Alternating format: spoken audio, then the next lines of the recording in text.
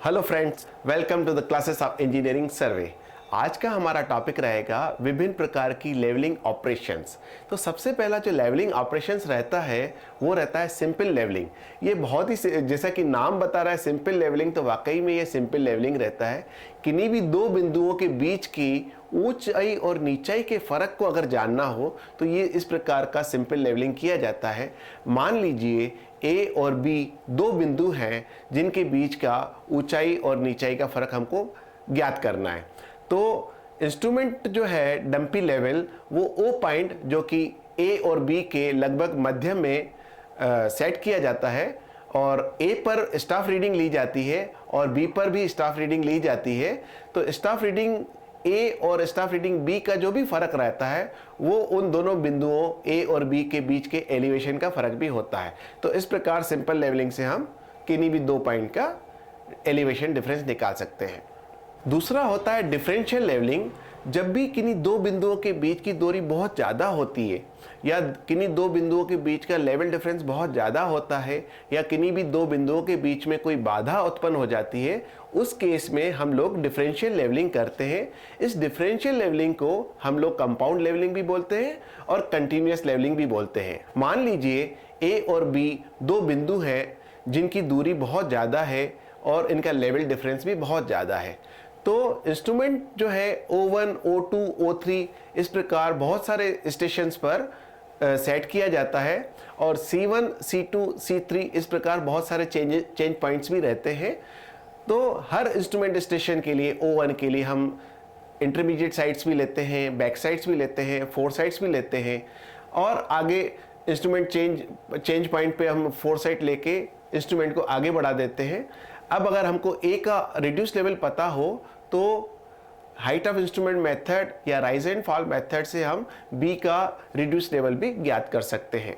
एक लेवलिंग होती है फ्लाई लेवलिंग। फ्लाई लेवलिंग जब भी किसी प्रोजेक्ट का हमको एक टेम्पररी बेंचमार्क सेट करना होता है जीटीएस बेंचमार्क के सापेक्ष या परमानेंट बेंचमार्क के सापेक्ष, उस केस में हम लोग फ्लाई लेवलिंग का इस्तेमाल करते हैं।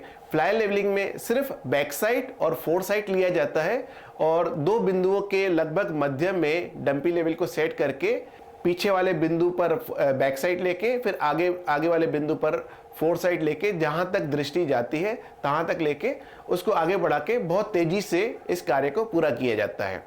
अच्छा, किसी भी प्रोजेक्ट के दिन भर के कार्य को चेक करने के लिए भी फ्लाई लेवल का इस्तेमाल किया जाता है। अगला है हमारा लॉन्गिट्यूडिनल लेवलिंग। लॉन्गिट्यूडिनल लेवलिंग को प्रोफाइल लेवलिंग भी कहा जाता है। जब भी हमको किसी रोड का या रेलवे का अलाइनमेंट करना होता है तो उस रोड रेल के अलाइनमेंट के मध्य में लॉन्गिट्यूडिनल दिशा में जो भी लेवलिंग किया जाता है उसको हम बोलते हैं लॉन्गिट्यूडिनल लेवलिंग। और यहाँ प्रत्येक सेटअप के लिए नियमित अंतराल पर उतारे जाते हैं और पूरा सेंटर लाइन का ऊंचाई और नीचाई हमको पूरे अलाइनमेंट के लिए पता पड़ जाती है। इसके बाद आता है नंबर क्रॉस सेक्शनल लेवलिंग का। लॉन्गिट्यूडिनल लेवलिंग के परपेंडिकुलर जो भी लेवलिंग की जाती है नियमित अंतराल पर उसको हम बोलते हैं क्रॉस सेक्शनल लेवलिंग। ये जहां पर भी रेलवे का अलाइनमेंट या रोड का अलाइनमेंट किया जाता है उस वहां पर जमीन की स्थिति क्या है ये पूरी तरह से दर्शाने के लिए परपेंडिकुलर में नियमित अंतराल जैसे कि 20 मीटर, 40 मीटर या 50 मीटर पर लेवल्स उतारे जाते हैं और क्रॉस सेक्शंस बनाए जाते हैं, उसको हम बोलते हैं क्रॉस सेक्शनल लेवलिंग। इसके बाद नंबर आता है चेक लेवलिंग का। दिन भर के प्रोजेक्ट के कार्य को चेक करने के लिए फ्लाई लेवलिंग के द्वारा जो हम लेवलिंग करते हैं उसको हम बोलते हैं चेक लेवलिंग। अब नंबर आता है रेसिप्रोकल लेवलिंग का, जो कि बहुत ही महत्वपूर्ण है। जैसा कि आपको पता है कि हमारा जो अर्थ है उसका सरफेस प्लेन नहीं है, कर्व्ड है। तो कर्व्ड सरफेस होने की वजह से हमारा जो लेवल है उसमें कुछ न कुछ एरर्स आती हैं और इन एरर्स को एलिमिनेट करने के लिए हम लोग अपने डंपी लेवल को दोनों बिंदुओं के मध्य में सेट करते हैं, जैसे कि बैक साइड और फोर साइड हमारी बैलेंस हो जाए। लेकिन हकीकत में जब हम मैदान में कार्य करते हैं तो मैदान की परिस्थितियां कई बार हमको इसकी इजाज़त नहीं देती हैं कि हम मध्य में डंपी लेवल को सेट कर सके। जैसे कि दोनों बिंदुओं के बीच में कोई गहरी खाई आ जाए या दोनों बिंदुओं के बीच में कोई गहरी नदी आ जाए, उस केस में हम बीच में सेट नहीं कर पाते उसमें हम रेसिप्रोकल लेवलिंग का सहारा से हमारा ऑपरेशन करते हैं। मान लीजिए ए और बी दो बिंदु हैं जो कि काफ़ी दूरी पर हैं और इन दोनों के बीच में एक गहरी नदी है। तो यहाँ पर हम क्या करते हैं, ए पॉइंट के एकदम नज़दीक डंपी लेवल सेट करते हैं और ए पॉइंट पे स्टाफ रीडिंग ले लेते हैं, मान लीजिए A1, और फिर बी पॉइंट पे भी स्टाफ रीडिंग ले लेते हैं और मान लीजिए वो आ गई हमारी B1, और मान लीजिए रिफ्रैक्शन करेक्शन जो है वो आ गया E। फिर हम क्या करते हैं, अपने डंपी लेवल को बी पॉइंट के नज़दीक सेट करते हैं और बी पॉइंट के नज़दीक सेट करने के बाद वहाँ पर हम इसको बी पर स्टाफ रीडिंग लेते हैं, मान लीजिए वो स्टाफ रीडिंग आ गई B2, और फिर ए पर स्टाफ रीडिंग लेते हैं, मान लीजिए वो स्टाफ रीडिंग आ गई A2।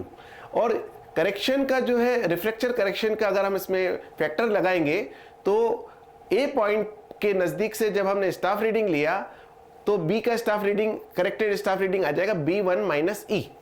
और इसी तरह से जब बी पॉइंट से हमने ए पॉइंट का स्टाफ रीडिंग लिया तो ए का करेक्टेड रीडिंग आ जाएगा A1 माइनस E। तो दोनों का जो एलिमिनेशन करने के बाद हमारा जो हाइट डिफरेंस आ जाता है वो आ जाता है A1 minus A2 plus B1 minus B2 bye 2। इस प्रकार से हम रेसिप्रोकल लेवलिंग से बीच में कोई भी बाधा आ जाती है गहरी तो उसको हम अपना लेवलिंग ऑपरेशन कर देते हैं।